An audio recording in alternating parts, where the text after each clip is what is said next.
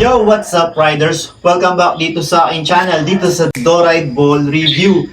At ngayon, meron na naman tayong dalawang bola ulit na i-compare. Ang Molten BG4550 at ang walang pangalan, no label, walang brand. Pero ang materials, original, ang quality, napakaganda. Okay, ang gagawin natin ng comparison nitong dalawang bola ulit, ang kanilang weight, size, bounce check, at ang grip check, and also the materials nitong dalawang ito. Okay? So, syempre, huwag na natin patagalin para mga ano na agad. Kasi alam kung dati nyo napanood yung mga video natin, alam ko naman yung mga intro na yan. Siguro, alam nyo na phase out na Molten BG45. Wala na ganong natitira. Siguro may mga natitira, pero ilan na lang yan. At ang karamihan na natitira talaga ay, at ang hindi mauubos, yung Molten BG45 na fake. Yung Molten GG7X nga, matagal ng phase out. Binibenta pa rin sa market ngayon. Tapos presyong original. Yun ang mahirap doon. Una muna gagawin natin, check na muna natin yung air.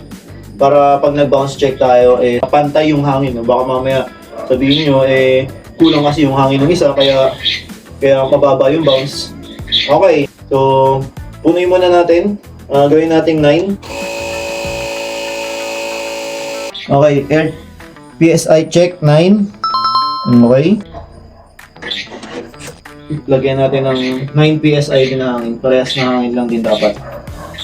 Okay, 8.5 din. Okay, 9 na. Alright. Since parehas na ang kanilang hangin, ang next na gagawin natin ay bounce check.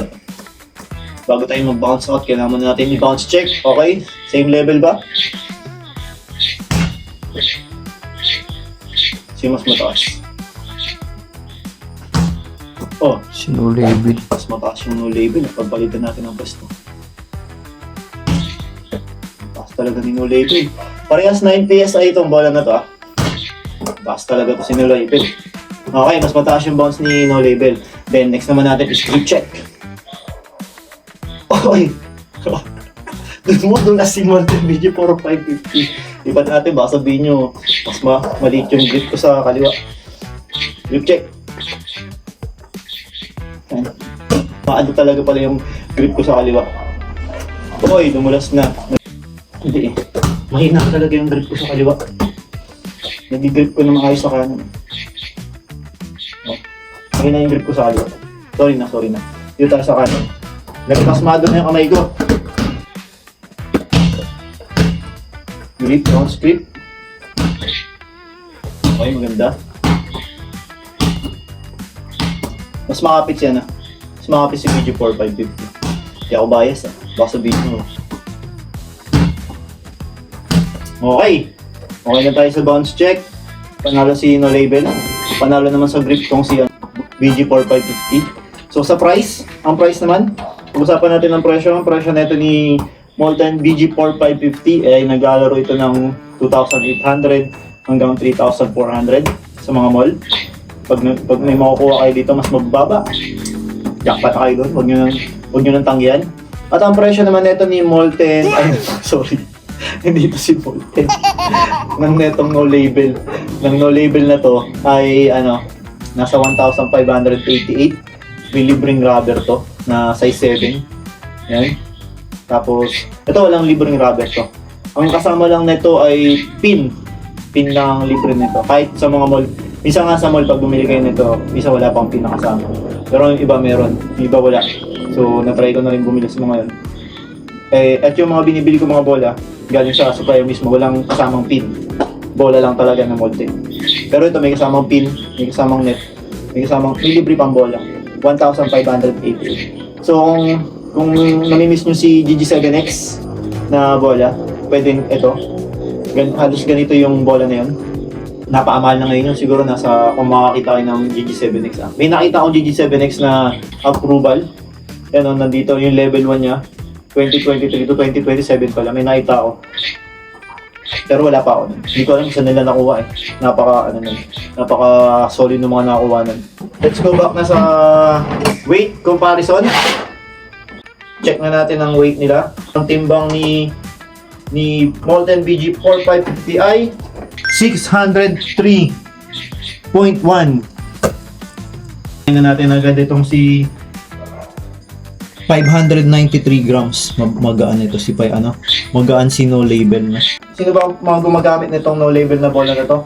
Ang mga gumagamit nito usually mga nag-photoshoot na gusto nila walang brand na may expose dun sa pictorial nila. Pwede ito. Ito yung madalas na ginagamit nila. And syempre ginagamit din ito ng mga bowlers na namimiss yung DG7X. So alam nila kasi na parehas talaga yung parehas yung grip, yung check, yung bounce nung comparison natin doon.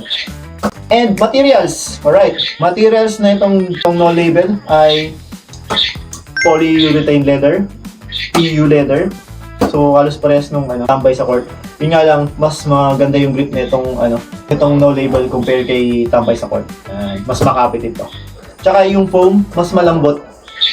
Mas malambot itong mas soft itong no label compare dito. Medyo matigas tong BG4 550. Ang advantage kasi ng mas matigas. Ibig sabihin mas matibay yun.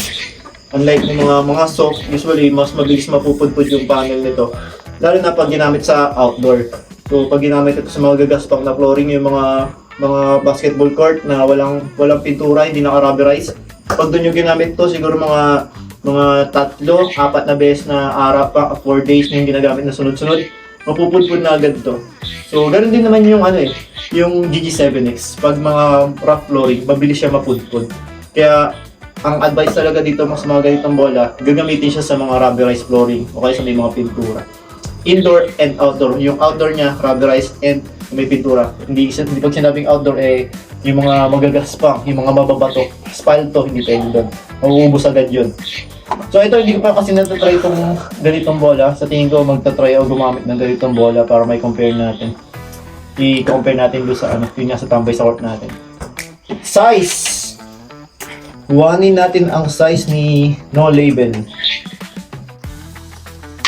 Okay, size ni no label ay 76.4.3. Maliit, no? Nasanay kasi na nagko-compare tayo ng ibang bola. Okay, mas maliit si no label compare dito kay Molten BG45. So bakit nga ba? Katulad nga nasabi ko, kasi ang size nito ay ang size pala nito ng mga Molten ay lumaki na to. Hindi na siya tulad ng dati. Hindi siya tulad ng Wilson, ng Spalding, ng mga ibang bola. May lilit talaga yung mga Mikasa. Kung i-compare natin kay Tarmac, mas malaki talaga to. So kung gusto niyo ng original na bola na katulad nitong Molten BG4 550, pwede kayong order mismo dito sa akin. Click nyo lang yung product icon dito sa video. Dadalayan kayo na sa shop natin. Kung hindi nyo makita dito sa video, nasa description yan. Kung wala naman sa description, nandun sa comment section. Once na click nyo yan, hindi yan virus, dadalayan kayo na sa shop namin. Sa online, depende ang price pala nito. Pag binili nyo sa amin yung on order, baka depende sa voucher ninyo So pwedeng pumatak ng 2.8 yan, pwedeng pumatak ng 2.6, 2.5, 2.4, mga ganun. Depende sa voucher ninyo. Yung makuha ito ng pwede nyo makuha ito ng 2,499, 2,488 sa amin. Kay EJ Castillo, kay Bea, pwede nyo kunin to. Ayan ako, shoutout kay EJ Castillo. Kung kilala nyo si EJ Castillo, pwede kayong umorder ng mga bola ng mga Molten BG4 550 yan din. Tsaka kay Bea, kung taga Maynila kayo, kung nasa Maynila kayo, naghanap kayo ng original na bola, doon, punta kayo sa EYAC. Makakuha kayo ng original na bola doon. Kung no label ang hanap ninyo, pwede kayong order dito mismo sa video na to. Click nyo lang yung product icon, piliin nyo to, dadalayin kayo na sa shop namin. May libreng size 7 na bola to. May libreng bag, may libreng pambomba at pinnet. At hanggang dito na lang mga idol. Kung nanonood pa rin kayo hanggang ngayon dito, please do subscribe and like this video. Paki-share na rin tong video na to sa mga kaibigan niyo para makaiwas sila sa mga fake o baka kung naghanap sila ng original na bola, makakatulong ito. So that's it lang guys. Thank you for watching and I bounce out.